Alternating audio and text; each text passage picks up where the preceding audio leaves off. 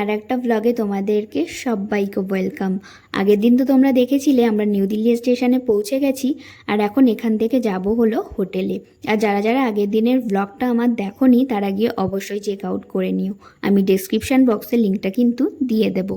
স্টেশনের বাইরে আমরা চলে এসেছি, আর বাইরে থেকে স্টেশনটা জাস্ট এই রকম ছিল, বেশ সুন্দর ছিল তাই না? আর বরের সাথে যেহেতু অনেক দিন পর দেখা, আমার খুনসুটি তো লেগেই থাকবে।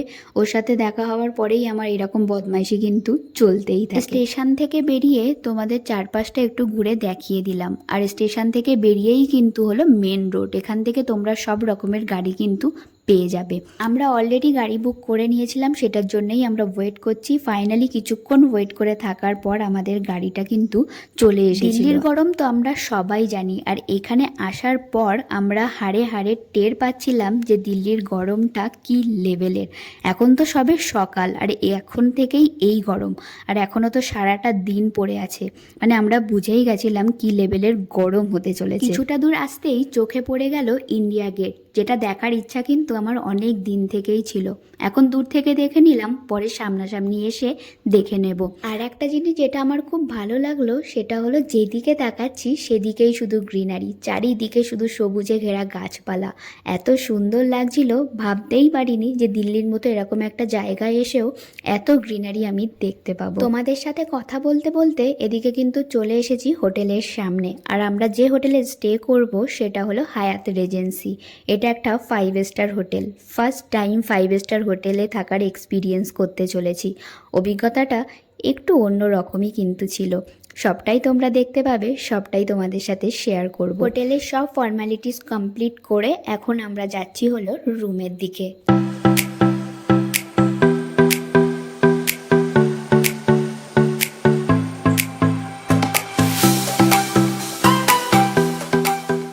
তো চলো তোমাদেরকে রুম ট্যুরটা দিয়ে দিই। তো রুমে ঢুকেই লেফট সাইডে আছে একটা বড় কাবার্ড, যেটা পুরোটাই কিন্তু ছিল উডেনের। আর এর মধ্যে দেওয়া ছিল অনেকগুলো হ্যাঙ্গার্স, আছে কিন্তু বাথরোব, আর জামা কাপড় আয়রন করার জন্য এখানে কিন্তু দিয়ে দিয়েছিল একটা আয়রন। আর ছিল লকার, এটা হলো ডিজিটাল লকার্স। আর এখানে দেখো এরকম শু র্যাক করা আছে, এই র্যাকগুলোর মধ্যে জুতো রাখার জন্য এরকম র্যাক করা। আর দিয়ে দিয়েছিল দুটো স্লিপার্স। কাবার্ডের পাশেই ছিল একটা ড্রেসিং টেবিল, আর নিচে ছিল এরকম একটা ড্রয়ার যেখানে জিনিসপত্র সব রাখা যাবে, আর উপরে ছিল এরকম একটা মিরর।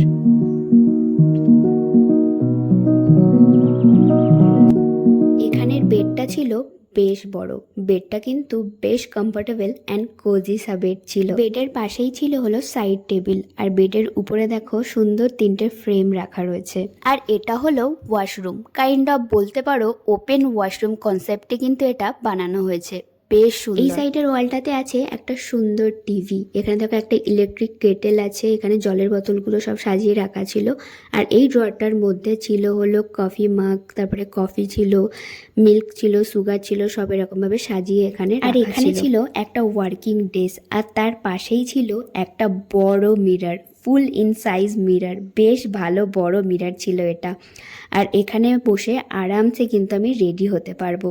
আর এই বড় পর্দার পেছনে আছে বেশ ইন্টারেস্টিং একটা জিনিস, আমি তো দেখে নিয়েছি, চলো তোমাদেরকে দেখাই। তো দেখো এখান থেকে ভিউটা কতটা সুন্দর দেখাচ্ছে।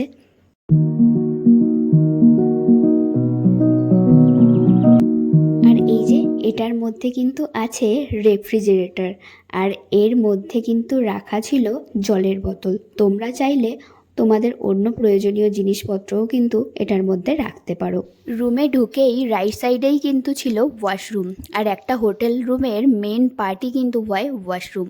আর এই হোটেলের ওয়াশরুম নিয়ে তো কোনো কথাই হবে না, এই ওয়ালের পুরোটাই কিন্তু ছিল মিরর। আর এখানে দেখো একটা ওয়াশ বেসিন ছিল, ছিল দুটো টাওয়াল, এখানে কিন্তু হেয়ার ড্রায়ারও দিয়ে দিয়েছিল। আর উপরে ছিল কিন্তু আরও আর একটা মিরর, এখানে হ্যান্ড সোপ ছিল, ফেস ওয়াশ ছিল, একটা ছোট্ট প্ল্যান্ট ছিল। এখানেও দেখো আরও আর একটা মিরর এখানে আছে, টাওয়াল ছিল অনেকগুলো।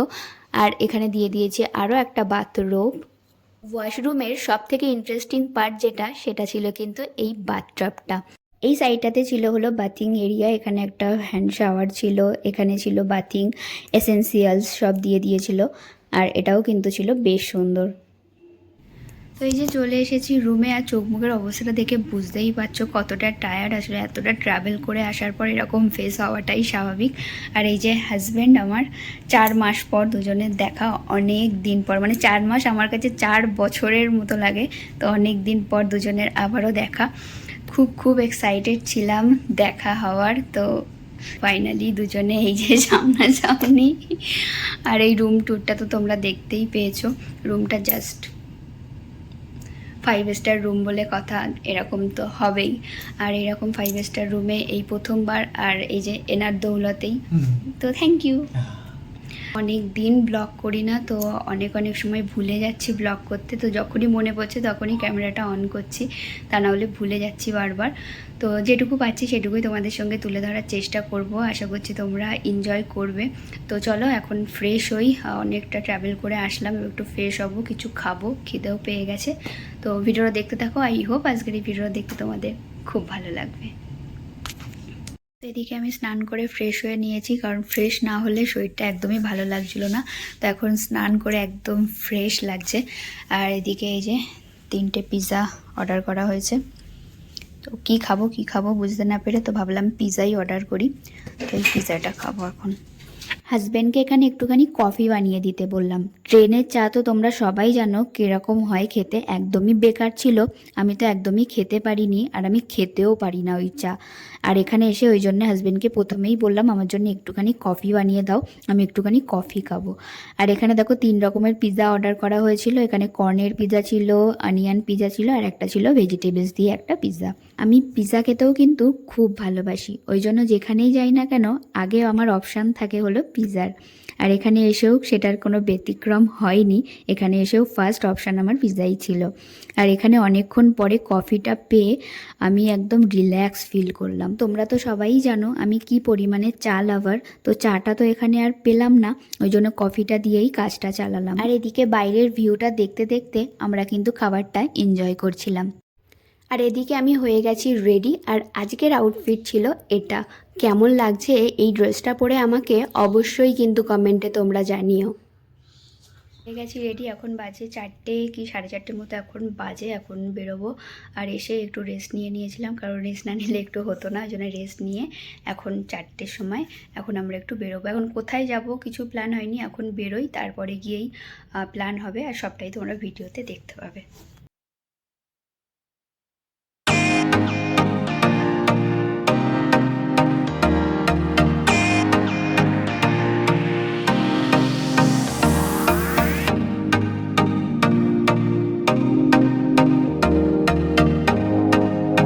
মেট্রো স্টেশন, আর একটা বেশ ভালো সুবিধা হয়েছে, হোটেল থেকে 1 পা পেরোলেই কিন্তু এই মেট্রো স্টেশনটা ছিল। আর একদম পাশাপাশি হওয়াতে আমাদের কিন্তু বেশ ভালো সুবিধাই হলো। আর এখন আমরা এখান থেকে যাব হলো সরোজিনী মার্কেট। এখান থেকে ওই 1টা কি 2টো স্টপেজ পরেই কিন্তু সরোজিনী মার্কেটটা।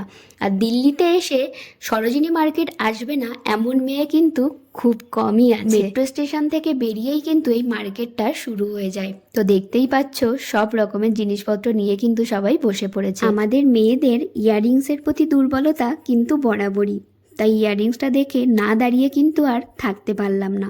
এখানে দেখো কত সুন্দর সুন্দর কালেকশানস আছে, দেখে তো আমার বেশ ভালো লাগছিল। আর এগুলো সবই ছিল 3টে কিনলে 100 টাকা। মেট্রো স্টেশনের বাইরে থেকে মার্কেটটা শুরু হলেও মেন মার্কেটটা কিন্তু ছিল ওই যে দূরে লেখা আছে সরোজিনী মার্কেট, ওখান থেকে। এই যে এখান থেকেই কিন্তু মার্কেটটা শুরু। আর এখানে দেখো জাস্ট ভিড়টা, এখানেই এত ভিড়, তাহলে এখনো তো পুরো মার্কেটটাই পড়ে রয়েছে, তাহলে ভাবো কতটা ভিড় হতে পারে। এখানে 100 থেকে 200-এর মধ্যে ছিল বেশ সুন্দর সুন্দর ড্রেসের কালেকশন। আর তোমাদেরকে কি বলবো, মার্কেটের মধ্যে এতটা গরম ছিল যে এই পুরো মার্কেটটা এক্সপ্লোর করা আমার জন্যে খুবই ডিফিকাল্ট হয়ে দাঁড়িয়েছিল। শুধুমাত্র তোমাদের জন্যেই যেটুকু পেরেছি ভিডিও করেছি, তোমরা সবই দেখতে পাবে। এখানে দেখো সুন্দর সুন্দর ড্রেসের কালেকশন ছিল, আর এগুলো সবই কিন্তু ছিল ইনস্টাগ্রাম ট্রেন্ডি ড্রেসের কালেকশন, যেগুলো কিন্তু ছিল বেশ সুন্দর।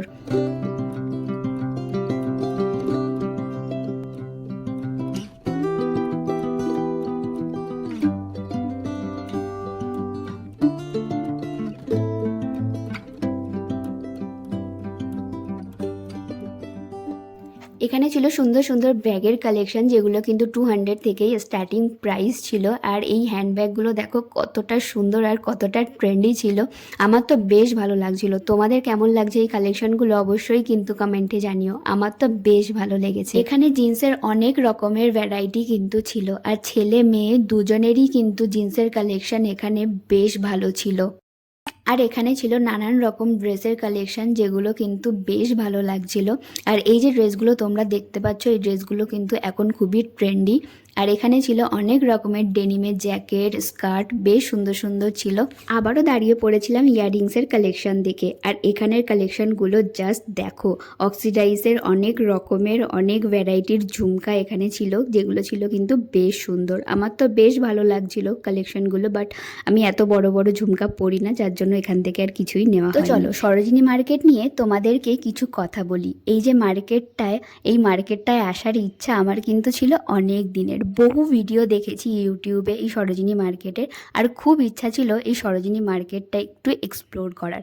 আর ফাইনালি যে আমি এই সরোজিনী মার্কেটটাতে আসতে পেরেছি, এটা তো আমি এখনো বিশ্বাস করে উঠতে পারি। এই সাইডটাতে ছিল উইন্টার কালেকশন, আর ছিল ভোরে ভোরে সামার কালেকশন, যেগুলো কিন্তু একদম চোখে পড়ে যাওয়ার মতো। কিন্তু আনফর্চুনেটলি যেগুলোই আমার পছন্দ হচ্ছিল, সেগুলো আমার সাইজের কিছুই ছিল না, সবই ছিল ওভার সাইজের। তারপরে চলে আসলাম এই শপটাতে। এখানে কিন্তু ছিল বেশ সুন্দর সুন্দর ক্রপ শার্ট, যেগুলো কিন্তু একদম সামার ফ্রেন্ডলি কালেকশন ছিল। আর প্রিন্টগুলোও দেখো কত সুন্দর, তাই না? আমার তো বেশ ভালো লাগছিল এখানকার সব কটা প্রিন্টগুলো।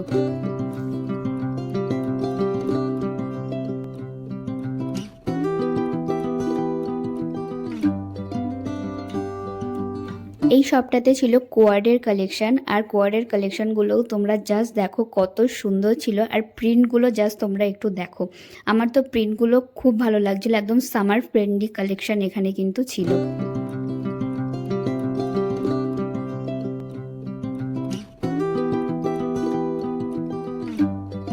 এখানে ছিল ড্রেসের কালেকশন, আর এই ড্রেসগুলোও দেখো কতটা সুন্দর, তাই না? আমার তো বেশ ভালো লাগছিল। আর এই যে ড্রেসটা আমি বার করলাম, এই ড্রেসটাও আমার খুব ভালো লেগেছিল। এই কালারটাও দেখো কতটা সুন্দর, তাই না? বাট এই ড্রেসটা ছিল অনেকটাই লং, যার জন্য কিন্তু এই ড্রেসটা আর আমি নিতে পারিনি। এই ড্রেসটা আমার বেশ ভালো লেগেছিল, বাট কি করব, অনেকটাই যেহেতু লং, যার জন্য আর এই ড্রেসটা আমি নিতে পারিনি। তারপরে অন্য কিছু দেখছিলাম যদি পছন্দ হয়, তো তেমন একটা পছন্দ হয়নি। তারপরে এই যে অরেঞ্জ কালারটা তোমরা দেখতে পাচ্ছ, এই অরেঞ্জ কালারটা আমার হাজব্যান্ডের খুব পছন্দ হয়েছিল, তো এটা একটু দেখছিলাম আমাকে কেমন লাগে। বাট এই ড্রেসটা আমার সাইজের ছিল না, মানে এইখানে গিয়ে এটাই সমস্যা হচ্ছিল, যেটা আমার পছন্দ হচ্ছিল সেটা আমার সাইজে ছিল। তো এখানে ছিল হোয়াইট টপ আর ড্রেসের কালেকশন। সরোজিনী মার্কেটের অনেক ভিডিওতে আমি কিন্তু এই হোয়াইট কালেকশন অনেক দেখেছি, আর এখানে কালেকশন তো ভালো ছিল, বাট তোমাদেরকে একটু দেখে বুঝে কিন্তু হোয়াইটের কালেকশনগুলো তোমাদের নিতে হবে। মার্কেটটা তো এক্সপ্লোর করছি, বাট পেট পুজোটাও তো দরকার। মার্কেটটা এক্সপ্লোর করতে করতে সামনেই একটা মোমোর দোকান দেখতে পেয়ে গেছি, আর দুজনেই যেহেতু আমরা মোমো লাভার, তো মোমো তো খাবোই। তো 1 প্লেট মোমো এখানে অর্ডার করে নিয়েছি। তো গরম ছিলই, তার সাথে সাথে মোমোটাও ছিল গরম। আর মোমোটাও খেতে খুব একটা আমার ভালো লাগেনি, আমি একটা খেয়ে আর খাই। তো এই যে শপটা তোমরা দেখতে পাচ্ছ, এই শপে ছিল অনেক রকমের ট্রাউজারের কালেকশন, বেশ সুন্দর সুন্দর কালেকশন এখানে ছিল। আর এগুলোর প্রাইস কিন্তু ছিল 150 করে। আর এখানে অনেক রকমের জিন্সের কালেকশনও ছিল। আর তোমাদের সবথেকে বড় কথা যেটা বলে রাখি, সরোজিনী মার্কেট আসলে এখানে কিন্তু খুব ভালোভাবে চোখ খুলে জিনিসপত্র কিনতে হবে, কারণ এখানে অনেক প্রোডাক্ট এমনও থাকে যেগুলো কিন্তু একটু ডিসপুটও থাকে। তো তোমাদেরকে ভালোভাবে দেখে বুঝে কিন্তু জিনিসগুলো কিনতে হবে। আর এখানে দেখো ছিল 100 করে অনেক রকমের ক্রপ টপ, যেগুলোও কিন্তু ছিল বেশ সুন্দর।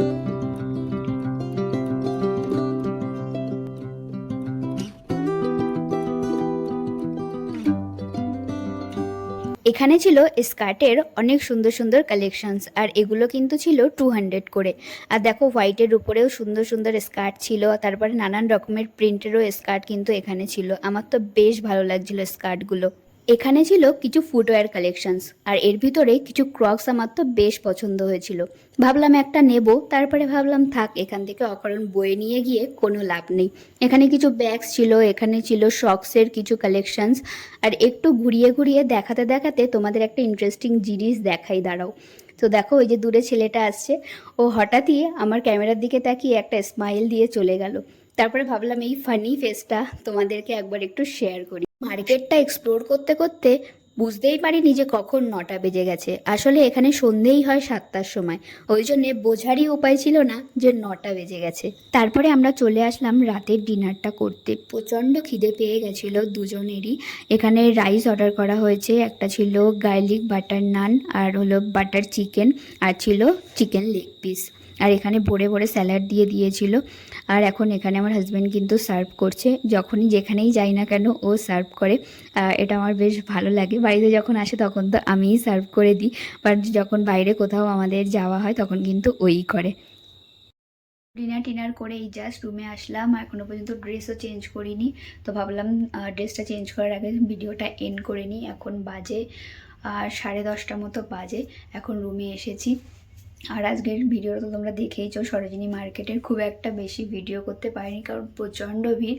আর ওই ভিড়ের মধ্যে মানে জামা কাপড় দেখবো নাকি ভিডিও করব, মানে অসম্ভব। আবার কিছু কিছু জায়গায় আবার ভিডিও করা যাবে না।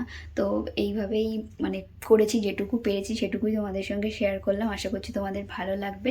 তো আজকের এই ওভারঅল ভিডিওটা তোমাদের কেমন লাগলো অবশ্যই জানিও। আর ভিডিওটা ভালো লাগলে একটা like, comment, share and subscribe করে দিতে একদমই ভুলো না। সবাই খুব ভালো থেকো, সুস্থ থেকো, দেখা হবে নেক্সট ভিডিওতে। ততক্ষণের জন্য টাটা।